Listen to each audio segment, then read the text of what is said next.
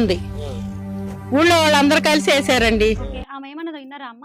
వాళ్ళకి వందనాలు చెబుతాం. నెలలో వారంలో 2 ముగ్గురు చచ్చిపోతున్నారు. అందుకే ఇప్పుడు ఈవిడ ఏమన్నది, రాజకీయ నాయకులు చంద్రబాబు నాయుడు గాని మాకు ఇది అవుతుంది. అవి తీసి ఏరే చోట వేసుకోమను, లేకపోతే బూడిసేమను. అర్థమవుతుందా? మనం కూడా ఊరు పండగ చేసుకుంటే ఇంటికి వచ్చిన వాళ్ళు ఆ రోజు ఊరు దాటద్దు అని చెప్తాం. మనం కూడా చెప్తాం కదా, మతం మారుతారు కదా క్రిస్టియన్స్ ని. వాళ్ళని ఇప్పటి వరకు 60 కుటుంబాల పైన హిందూ ధర్మంలోకి తీసుకొచ్చాం. 60 కుటుంబాలు, ఒక కుటుంబం 2 కుటుంబాలు కదా, 60 కుటుంబాల పైన తీసుకొచ్చాము. ప్రతిదీ వీడియో ఉంటుంది మనది. కాకపోతే ఏం చేసే వాళ్ళం, ఇంటింటికి వెళ్ళి ఫస్ట్ చెప్తాము, తర్వాత రోజు ఇక్కడికి వచ్చి ప్రోగ్రామ్ పెట్టుకుంటాం అనమాట. అలా చేస్తూ ఉంటాం. ఎందుకు? కేవలం మన హిందూ ధర్మాన్ని కాపాడుకోవడం కోసం నా వంతు బాధ్యతగా ఫుల్ టైమర్గా చేస్తూ ఉంటాం. ఇంటింటి తిరిగి ఏదో కొద్ది రోజులు చేసి ఆపేయడం కాదు, లేదా సాయంత్రం చేయడం కాదు, ఉదయం నుంచి సాయంత్రం వరకు చేస్తూనే ఉంటాం అనమాట. అయితే ఇక్కడికి నేను ఒక చిన్న విషయం చెప్పడానికి వచ్చాను. మనం అందరం ఊరు పండుగ చేసుకుంటామా అమ్మ? అలాగే ఊరి చివరిలో పొలిమేర దగ్గర ఉన్న అమ్మవార్లకి మన పూజలు కానీ, కొందరు ఇచ్చేవాళ్ళు బలి ఇచ్చుకుంటూ ఉంటారు. అలా ఊరి పండుగ ఎందుకు చేసుకుంటూ ఉంటాం మనం? మన ఊర్లో కూడా ఊర పండుగ అని ఒకటి చేసుకుంటూ ఉంటాం. ఎందుకు చేసుకుంటూ ఉంటామమ్మా? ఎవరైనా చెప్తారా? బాగుండాలి, సంవత్సరం అంతా ఆరోగ్యాలతో అందరు ఉండాలని చెప్పేసి బలిలాగిచ్చి గల్లికి అందరం కలిసి అమ్మవారిని మనం నిలుపుకొని ఊర్లో అయితేనేమో ఊరు చివర పొలిమేర దగ్గర చేసుకుంటాం. బొడ్రాయి పండుగ కానీ ఊరు పండుగ కానీ చేసుకుంటూ ఉంటాం కదా. ఇక్కడ గల్లికి చేసుకుంటాం. ఇక్కడ మనం సిటీలో కాబట్టి కాలనీకి చేసుకుంటూ ఉంటామమ్మా.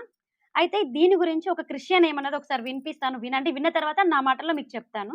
అలా ఏ రకంగా చనిపోతున్నారో తెలియదు. హాస్పిటల్ వెళ్ళిన వాళ్ళు బట్టి తిరిగి ఇంటికి రావట్లా. ఏంటవి ఆ రాళ్ళు ఏంటి? ఎంత పొలివార సత్తులు అని వేసారన్నారు. అక్కడేం బొడ్రాయి ఉంది. ఊళ్ళో వాళ్ళందరూ కలిసి వేసారండి. ఆమె ఏమన్నదో విన్నారా అమ్మ? వాళ్ళ ఊరు మొత్తంలో ఏం చేస్తున్నారంటే, వాళ్ళు 4 పొలిమేరలు ఉంటాయి కదా ఊరు చివరి, 4 సైడ్లు ఏం చేస్తారంటే, ఉన్న హిందువులు ఆ ఊర్లో 4 రాళ్ళు వేస్తారు కదా, మనం పొలిమేర రాళ్ళు అంటాం, లేదా బొడ్రాయి పండుగ అంటారు. ఆంధ్రాలో ఎక్కువ చేస్తూ ఉంటారు.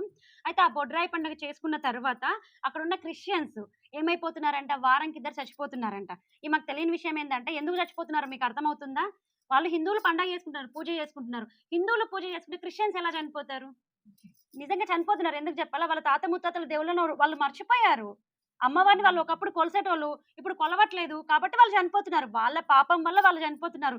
మన హిందువులు అక్కడ బొడ్రాయి పండుగ చేసుకుంటేనో, లేకపోతే అమ్మవారి పూజ చేస్తున్నా వాళ్ళు చనిపోవట్లేదు. ఇంకోటి ఏం చెప్పింది ఆవిడ, ఉన్న హిందువులు చనిపోవట్లేదట. మరి ఇప్పుడు ఒక ఊర్లో ఉన్నారమ్మా, ఒక ఊర్లో ఉంటే హిందువులు చచ్చిపోవాలి, క్రిస్టియన్స్ చచ్చిపోవాలి. అక్కడ చచ్చిపోయేది ఎవరు? ఓన్లీ క్రిస్టియన్సే. దీన్ని బట్టి మీకు ఏమర్థం అవుతుంది అంటే, వాళ్ళు ప్రార్థన చేస్తే ఇప్పుడు ఏమంటారు, ప్రార్థన చేస్తే చచ్చిపోయాడు లేస్తాడు, లేకపోతే రోగాలు నయం చేస్తాడు అని చెప్తారు కదా. మరి అక్కడ ఉన్న అమ్మవారిని ఎదుర్కోలేడు వాళ్ళ యేసు? అంటే వాళ్ళ యేసు చేతగాని వాడనే కదా, వాళ్ళ యేసుకి పవర్స్ లేవనే కదా. మన అమ్మవారిని తట్టుకునే శక్తి వాళ్ళకి లేదమ్మా. అందుకనే వాళ్ళు ఏం చేస్తున్నారు, ఉన్న క్రిస్టియన్స్ మాత్రమే చనిపోతున్నారు. గారు గాని, చంద్రబాబు నాయుడు గారు గాని ఏదైనా గాని చర్య తీసుకొని మాకు చేయాల్సిన ఈ పనులు చేసి పెడితే వాళ్ళకి వందనాలు చెబుతాం. నెలలో వారంలో 2 ముగ్గురు చచ్చిపోతున్నారు. అందుకే ఇప్పుడు ఈవిడ ఏమన్నది, రాజకీయ నాయకులు చంద్రబాబు నాయుడు గాని, సీఎం గాని, పిఎం గాని, పవన్ కళ్యాణ్ గాని చర్యలు తీసుకోవాలా అంటుంది. నిజంగానే చర్యలు తీసుకోవాలి. దేనికోసం తీసుకోవాలా? ఉన్న క్రిస్టియన్స్ అందరిని తీసుకుపోయి ఏం చేయాలి, మూకుమ్మడిగా ఒక దగ్గర కూర్చోబెట్టి గర్వాపసి చేయాలి.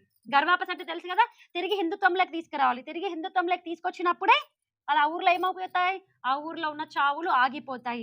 ఇప్పటికైనా ఇవిడ మాట్లాడింది కదా, చర్యలు తీసుకొని నిజంగా అక్కడ ఉన్న ప్రభుత్వంకి నేను కూడా రిక్వెస్ట్ చేస్తున్నా, చంద్రబాబు నాయుడు గారికి, పవన్ కళ్యాణ్ గారికి ఏమని రిక్వెస్ట్ చేస్తున్నా, అందరినీ ఒక దగ్గర కూర్చోబెట్టి హిందుత్వంలోకి తీసుకురావాలి. అప్పుడు ఆ ఊర్లో చావులు ఉండవు, ఇట్లాంటి సడన్ గా జరిగే చావులు ఉండవు.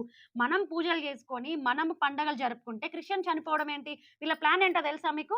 అక్కడ ఉన్న దేవతలు విగ్రహాలను, బొడ్రాయిల్ని తీసేపియాలి, ఉన్న హిందువులను కూడా క్రిస్టియన్స్ లాగా మార్చాలి అన్న ఉద్దేశంతో మీడియా వాళ్ళని అందరినీ పిలిపించి ఇలా చెప్తున్నారు. దాని తర్వాత ఇంకొక ఆమె ఒక మాట మాట్లాడిందమ్మా, వినండి. పొలివేర కాదు, పొలివేరని వేసారు. అది పొలివేర కాదు, మాకు దగ్గరలో ఉండి అవి వేసిన కాడబెట్టి మాకు ఇది అవుతుంది. అవి తీసి ఏరే చోట వేసుకోమను, లేకపోతే బూడిసేమను. అర్థమవుతుందా? మనం కూడా ఊరు పండుగ చేసుకుంటే ఇంటికి వచ్చిన వాళ్ళు ఆ రోజు ఊరు దాటద్దు అని చెప్తాం. మనం కూడా చెప్తాం కదా, ఎందుకు అమ్మవారికి అంత మంచిగా పూజ చేసుకున్నాం, ఈ రోజు అయిపోయిన తర్వాత నెక్స్ట్ రోజు మన ఇంటి ఆడబిడ్డలు వచ్చినా ఏం చేస్తాం, ఆ రోజు పంపించకుండా తెల్లారి పంపిస్తూ ఉంటాం. ఎందుకంటే అక్కడ పూజ చేస్తాం, ఒక శక్తి, ఒక మంత్రోచ్చారణతో మనం పూజలు చేస్తూ ఉంటాం కాబట్టి అక్కడ అమ్మవారు తిరుగుతుంది అని మనం నమ్ముతూ ఉంటాం. కానీ వీళ్ళ పాస్టర్ ఏం చెప్పారు తెలుసు, ఇప్పుడు పెద్ద ఆవిడ ఉంది కదా, ఈ ముసలావిడ, తీస్తే బొడ్రాయి తీసేయండి, వేరే చోట పాతుకోండి, లేకపోతే ఏమైనా చేయండి. వేరే చోట ఎందుకు పాతాం, అక్కడి నుంచి తీసి వాళ్ళ ఇంట్లో వేద్దాం, ఆవిడ ఉన్న ఇంట్లో వేసేద్దాం, అప్పుడు ఏ బాధ ఉండదు కదా, వాళ్ళు కూడా మొక్కుతారు. అయితే ఇంకోటి ఏమంటుంది, మా వాళ్ళు అటు ఇటు వాళ్ళు తిరగద్దని చెప్పారు, అటోళ్ళు ఇటు రావద్దు, ఇటోళ్ళు అటు రావద్దు అంటే మనం కూడా చెప్తాం, ఊరు నుంచి అవతల వైపు వెళ్ళొద్దు పండగ చేసుకున్నప్పుడు అనేసి. అయితే ఈమె ఇటోళ్ళు అటు వెళ్ళొద్దు, అటోళ్ళు ఇటు రావద్దు అని చెప్పాడు. ఆ రోజు పాస్టర్ ఏం చెప్పారు తెలుసా వాళ్ళకి? ఇది నిజంగా జరిగిన సంఘటన అమ్మ. పాస్టర్ వాళ్ళ ఇంట్లోకి వెళ్ళి అవి రాళ్ళు అవేం చెయ్యలేవు, మీరు తిరగండి, మీ ఇష్టానుసారం చేసుకోండి అని చెప్పారు. ఇష్టానుసారం చేసుకోమంటే అమ్మవారు ఊరుకుంటే తాట తీస్తుంది ఒక్కొక్కరికి, అంతేనా కాదా? తాట తీసి ఏం చేస్తారు వాళ్ళందరినీ, అయిపోయారు, వాళ్ళు చనిపోయారు. పాస్టర్ అని చెప్పాడు అవి రాళ్ళు అవేం చేయలేవు, మీరు వెళ్ళండి అని చెప్పాడు. వెళ్ళండి అని చెప్తే వాళ్ళు తిరిగారు, అర్ధరాత్రి టైంలో తిరిగారు. తిరిగినప్పుడు నిజంగా ఏం చేస్తే అమ్మవారు తిరిగి ఉంటది, వాళ్ళు మర్చిపోయారు కాబట్టి. అంటే అమ్మవారు కావాలని ఎవరిని చంపదమ్మా, వాళ్ళ పాప పనుల వల్ల వాళ్ళు చచ్చిపోయారు. వాళ్ళు ఏదో తాగో ఇంకోటో చచ్చిపోయారు, రోగాలు వచ్చో. కానీ వాళ్ళు ఏం చేస్తున్నారు, దీన్ని కూడా మన హిందువుల మీద నూకేస్తున్నారు. అక్కడ ఉన్న బొడ్రాయిలు తీసేయాలి, అక్కడ ఉన్న ఊరు చివరిన పొలిమేరలో ఉన్న అమ్మవార్లను తీసేయాలని ఎవరు చెప్పారు వాళ్ళకి? పాస్టర్ చెప్పాడు.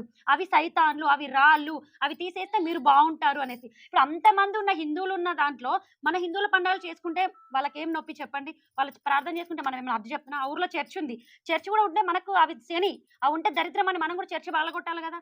కానీ మన వాళ్ళు అలా చేశారా? మన పండుగ మనం సంతోషంగా మనం జరుపుకున్నప్పుడు వీళ్ళకి వచ్చిన బాధ ఏంటి?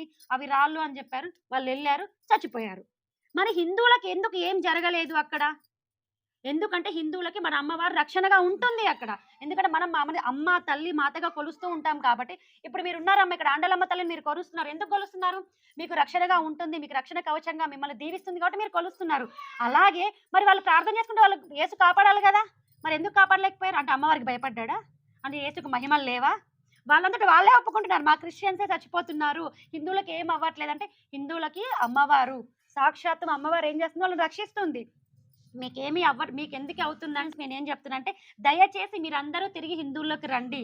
ఇప్పటికైనా ఉన్న మీ తరాన్ని, ముసలావిడ చెప్తుంది కదా, ఈ ముసలామ జీవితం అయిపోయింది, ఇంకేం లేదు, కనీసం వీళ్ళ మనమరాలన్నా బాగుండాలి, ప్రాణాలతో ఉండాలి, సంతోషంగా ఉండాలంటే ఏం చేయాలి?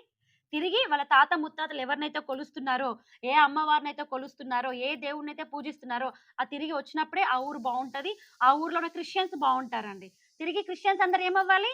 గర్వాపసి అవ్వాలి. అయితే ఎవరైనా మీ ఇండ్ల దగ్గరికి వచ్చి మా యేసు నిజమైన దేవుడు, మా యేసు మిమ్మల్ని రక్షిస్తాడు, మీ పాపాలు గడుగుతాడు, మీకున్న రోగాలు నయం చేస్తాడు, అప్పులు తీరుస్తాడు, భర్త తాగుతా ఉంటే తాగుడు మానేపిస్తాడు అని చాలా మందికి చెప్పి అమాయక మాటలు చెప్పి మతాలు మారుస్తున్నారు.